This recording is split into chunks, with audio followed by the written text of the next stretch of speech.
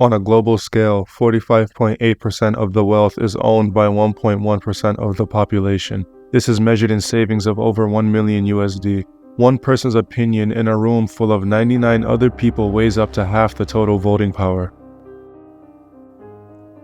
39.1% of the wealth is owned by the next 11.1% of the human population. This is 100K to 1 million USD. So far, 12 people in a room full of 88 other individuals influence 84.9% of the activities.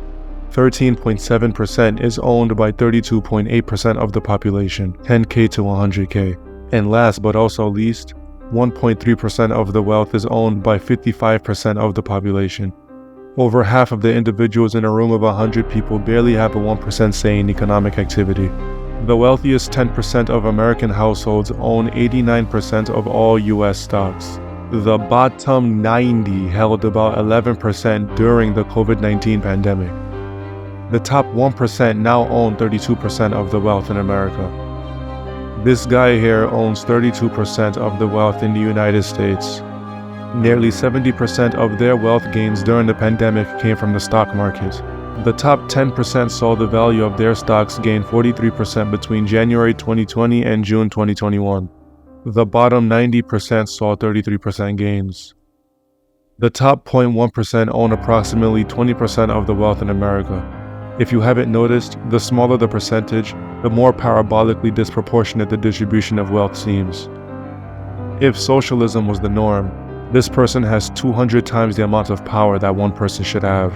According to CNBC, 10 million new users have joined the stock market during the COVID-19 pandemic, leading to what many have labeled the democratization of stocks. At the time that the article was published, which was the beginning of the fourth quarter of 2021, Robinhood had 22 million users, most of which were younger individuals, young first-time investors. Fun fact, the more retail traders there are, the more unequal the distribution of wealth becomes. The majority of traders begin with the dream of getting rich. 40% of traders stop after a month. 80% of traders quit after 2 years. By the 5th year, 7% of traders remain.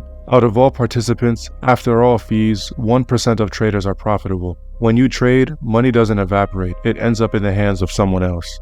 This topic fascinates me because living in America, you find yourself living for money very often. Some individuals have enough money to wave a salary over your head like a carrot stick. It is no doubt that those who sit at the top 1% worked their way there. There is also no doubt that one person in a room of 99 others can control them all.